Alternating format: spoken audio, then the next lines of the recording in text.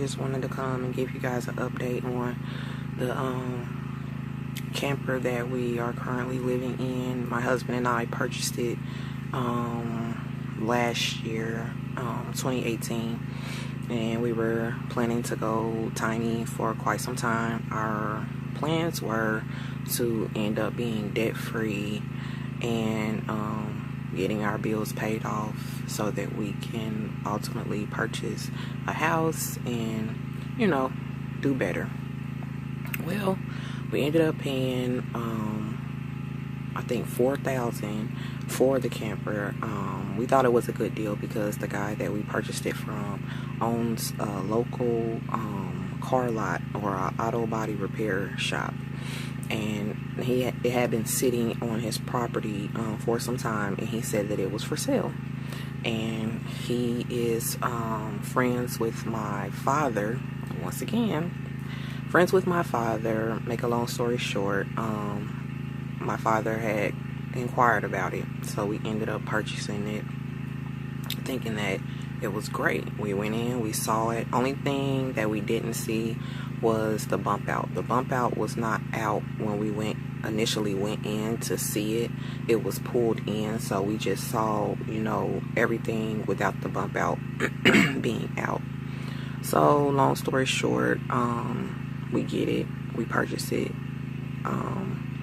and it was delivered to the property or the land where we're currently at. And we started noticing things like black spots on the ceiling, black spots on the wall, and that's because we weren't living in it at the time. We assumed that's what it was, but then as time progressed and we moved into it, we noticed they let the bump out, and when you step over there, it's like really weak. And I'm like, I don't think it's supposed to be like that. So my husband and I purchased bump out jacks and put them under there for stabilization, and that didn't work either.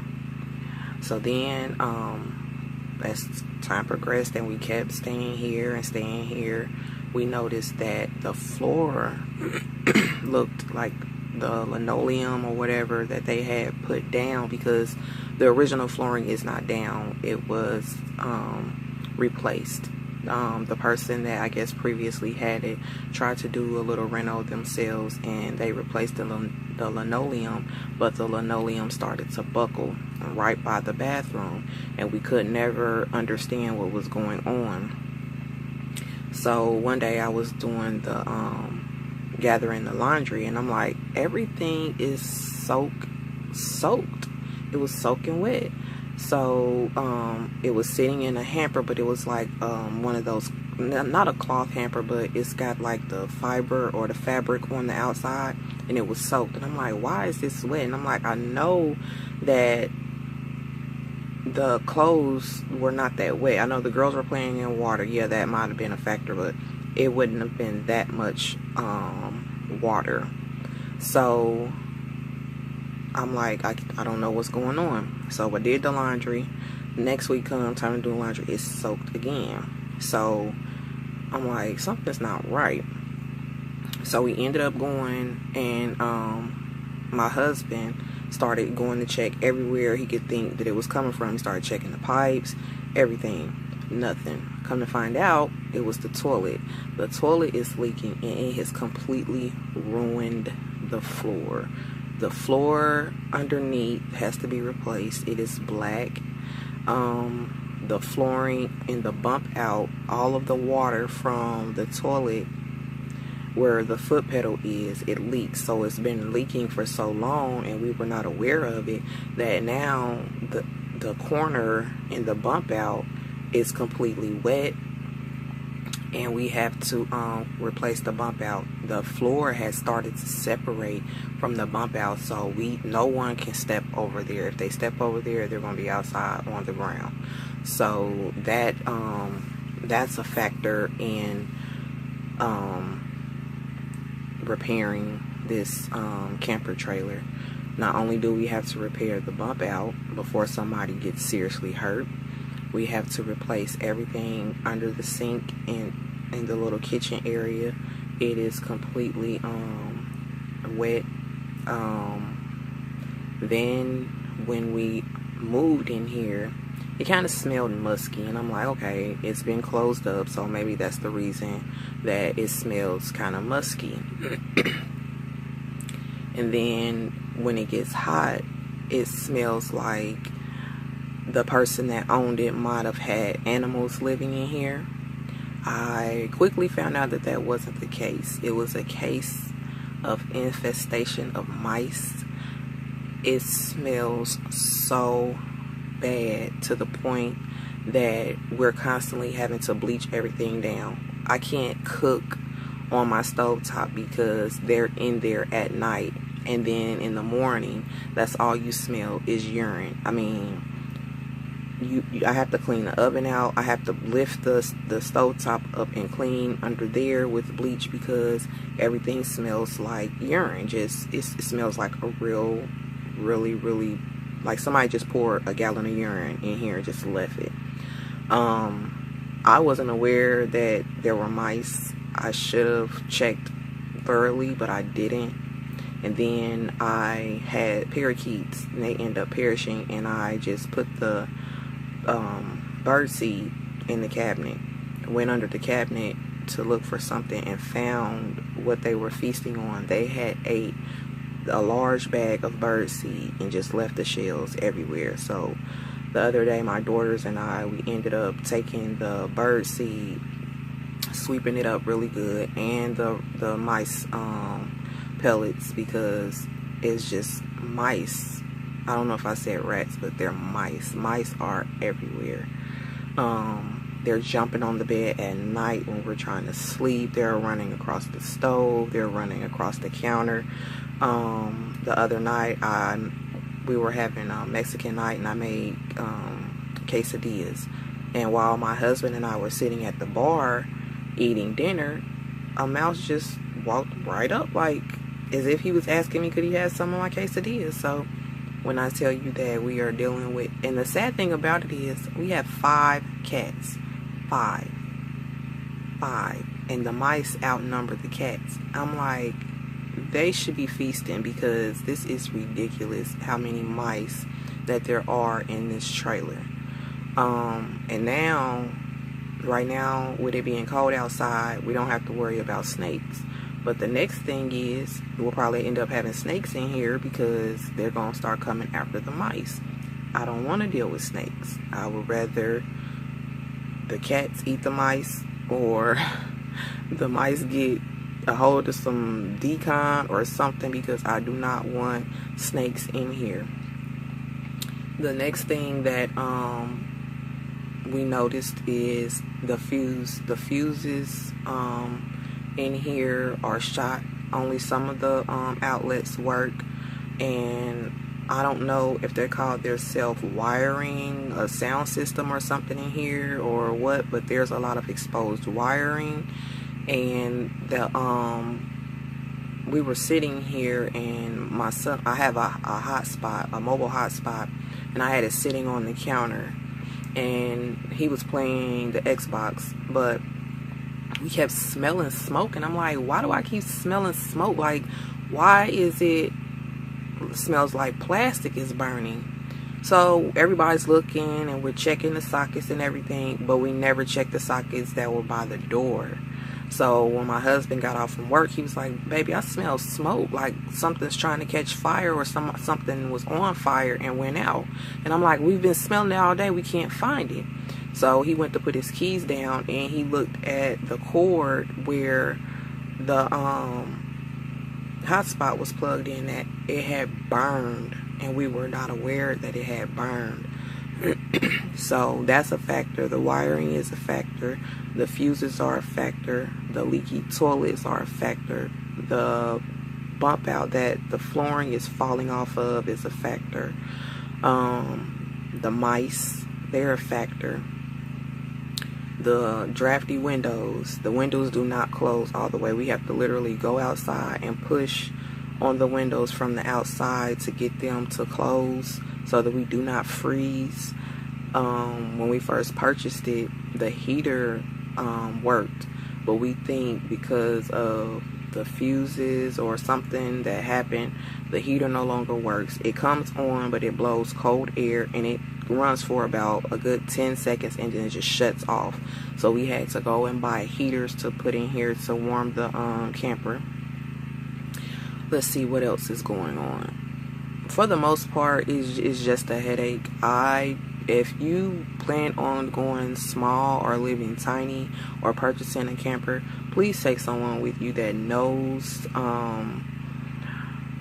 something about campers, because honestly, we were bamboozled, and I kind of figured something wasn't right because we started making payments on it, monthly payments, sometimes weekly, because we didn't have all of the money outright.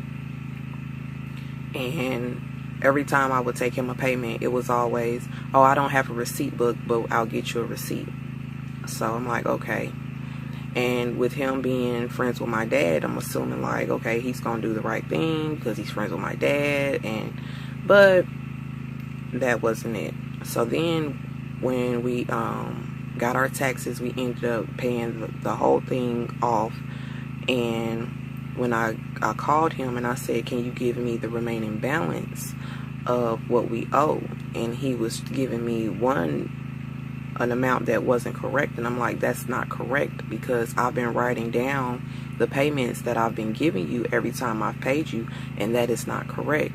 He was like, no, that's correct, I have it in my books. I'm like, but you haven't been giving me any receipts, so how can you know that that's correct?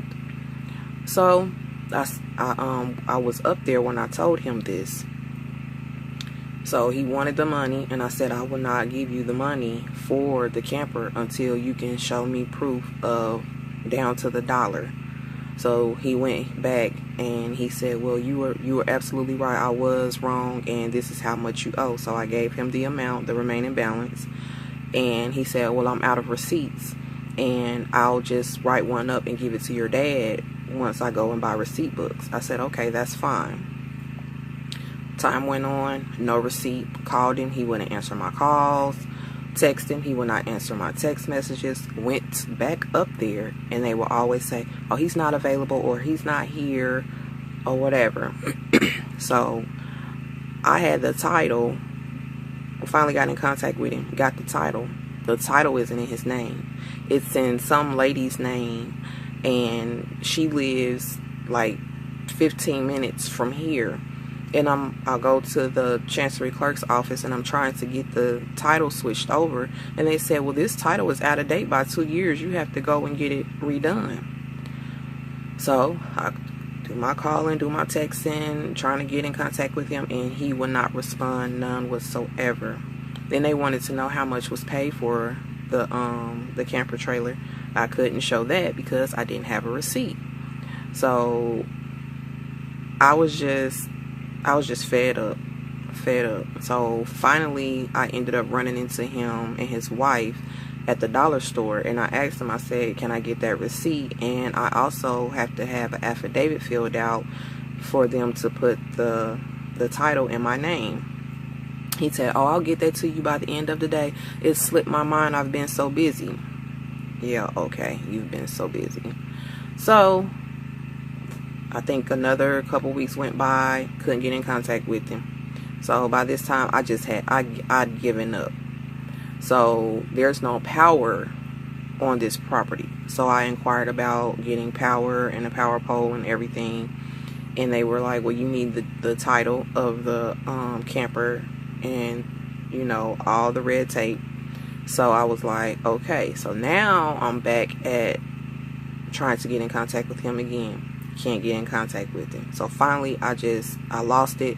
I blew my top, and my dad was able to get in contact with him, because I told my dad, I said, look, I said, I've given this man my money, I have not received a receipt. I said, now I own something and it's not even in my name. I said, I need my stuff so that I can to get my power pole and everything. Now this is months on down the road. I purchased this back in March, finally paid it off. I did not get the affidavit until July.